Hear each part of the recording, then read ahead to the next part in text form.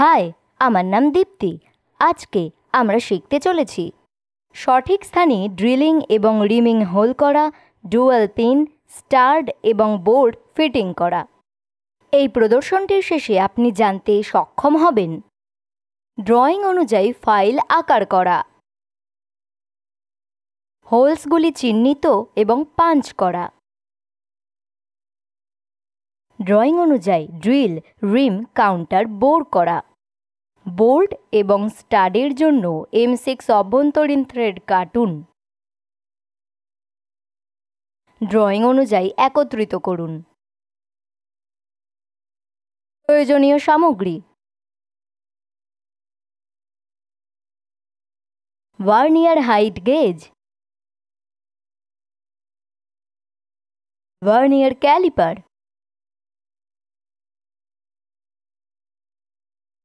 প্রয়োজনীয় যন্ত্রপাতি: লেথ মেশিন, প্রয়োজনীয় উপকরণ: কাঁচামাল,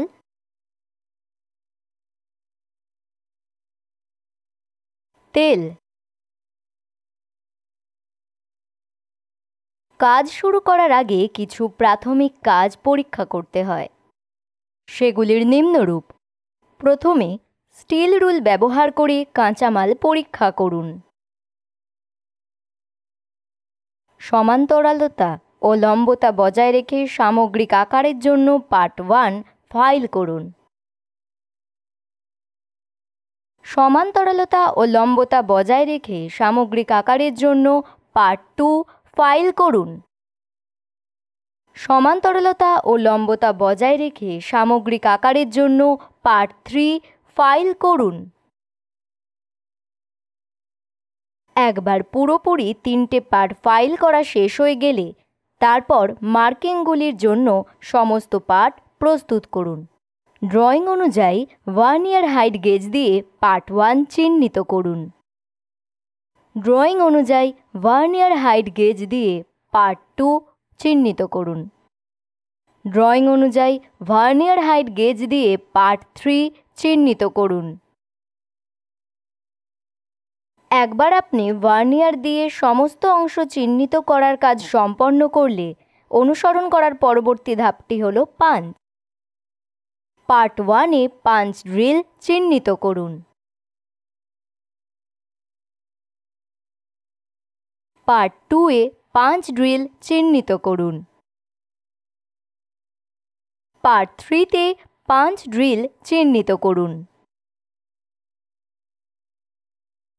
কাঁচামালগুলি পরীক্ষা করা হয়েছে। সমস্ত পার্ট ফাইল করা হয়েছে এবং তারপরে সেগুলিকে ভার্নিয়ার হাইট গেজ দিয়ে চিহ্নিত করা হয়েছে এবং শেষ পর্যন্ত সেগুলির উইটনেস মার্ক দেওয়া হয়েছে। এখন সমস্ত প্রাথমিক পরীক্ষা করা হয়েছে এবং আমরা পরবর্তী পর্যায়ে এগিয়ে যেতে পারি। ড্রিলিং মেশিনে 5.8 mm ড্রিল ফিট করুন এবং গর্তের মধ্য দিয়ে ড্রিল করুন এবং পার্ট 1 এবং 2-তে 6 mm রিমারের গর্তগুলি পুনরায় করুন।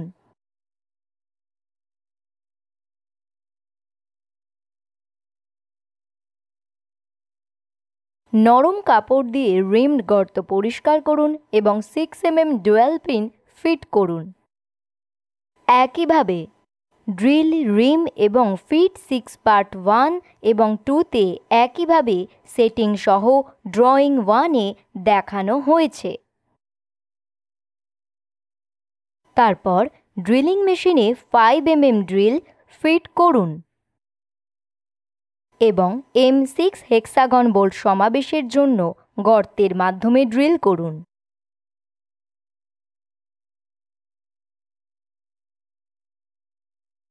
একইভাবে আরেকটি M6 হেক্সাগন বোল্ট সমাবেশের জন্য পার্ট 1 এবং 2-এ 5 mm ড্রিল হোল ড্রিল করুন।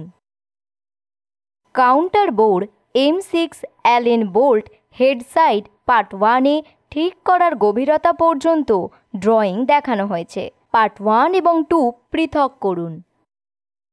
ড্রিলিং এবং মেশিনে কাউন্টার সিঙ্ক টুল ধরুন এবং পার্ট 2 এর উভয় পাশে অভ্যন্তরীণ থ্রেড কাটার জায়গায় কাউন্টার সিঙ্ক 1:45 রাখুন। শুধুমাত্র পার্ট 2 এ কাটা হয়েছে। পার্ট 2 এ হেক্সাগন বোল্ট সমাবেশের জায়গায় M6 অভ্যন্তরীণ থ্রেড কাটুন। বার্স ছাড়া থ্রেড পরিষ্কার করুন। এখন আমরা সফলভাবে প্রথম অংশ এবং দ্বিতীয় অংশ তৈরি করেছি। পরবর্তী আমরা তৃতীয় অংশ সন্নিবেশ করব। পার্ট 1 এবং 2 পুনরায় একত্রিত করুন এবং চিত্র 2তে দেখানো হিসেবে পার্ট 3 সেট করুন এবং সমান্তরাল ক্ল্যাম্প দিয়ে এটিকে ক্ল্যাম্প করুন। ড্রিলিং মেশিনে 5.8 mm ড্রিল ফিট করুন এবং পার্ট 1 এবং 3 এর সাথে ডুয়াল পিন সমাবেশের জন্য 6 mm হোল রিমের মাধ্যমে ড্রিল করুন। 5 mm ড্রিল ফিট করুন এবং পার্ট 1 এবং 3তে স্টাড সমাবেশের জায়গায় গর্তের মাধ্যমে দুটি ড্রিল আলাদা করুন। পার্ট 1 এবং 3 আলাদা করুন। 6 mm ড্রিল ফিট করুন এবং পার্ট 1-এ গর্ত দিয়ে ড্রিল করুন। পার্ট 3-তে কাউন্টার সিঙ্ক 1:45 এবং M6 অভ্যন্তরীণ থ্রেড কাটতে হবে। শুধুমাত্র পার্ট 3-তে থ্রেড কাটা হয়েছে। থ্রেড পরিষ্কার করুন এবং পার্ট 3 এর সাথে পার্ট 1 পুনরায় একত্রিত করুন। প্লেন ওয়াশার সহ M6 বোল্ট ফিট করুন এবং উপযুক্ত স্প্যানার ব্যবহার করে শক্ত করুন। সমস্ত অংশ 1, 2, 3 বিচ্ছিন্ন করুন এবং কাজের সমস্ত পৃষ্ঠে ফাইল এবং ডিবার দিয়ে শেষ করুন। Dowel pin, hexagon bolts, stud এবং নাটস দিয়ে সম্পূর্ণ অংশ সম্পূর্ণরূপে পুনরায় একত্রিত করুন। যেহেতু আমরা dowel pin, hexagon bolt, stud এবং নাটস দিয়ে সমস্ত অংশ সম্পূর্ণরূপে একত্রিত করেছি, এখন তেলের একটি পাতলা আবরণ প্রয়োগ করুন এবং মূল্যায়নের জন্য সংরক্ষণ করুন। আসুন আমরা আজ যা শিখেছি তার বিবরণ দেওয়া যাক। আমরা শিখেছি ড্রয়িং অনুযায়ী ফাইল আকার করতে, হোল অবস্থানগুলি চিহ্নিত এবং পাঞ্চ, ড্রয়িং অনুযায়ী ড্রিল রিম কাউন্টার বোর করতে, বোল্ট এবং স্টাডের জন্য M6 অভ্যন্তরীণ থ্রেড কাটতে এবং ড্রয়িং অনুযায়ী একত্রিত করতে। এইভাবে আমরা শিখেছি সঠিক অবস্থানে ড্রিলিং এবং রিমিং করতে, ডুয়াল পিন, স্টাড, বোল্ট লাগাতে। আশা করি এই অনুশীলনটি আপনি বুঝতে পেরেছেন। প্রশিক্ষকের সাহায্যে বিষয়টি অনুশীলন করুন।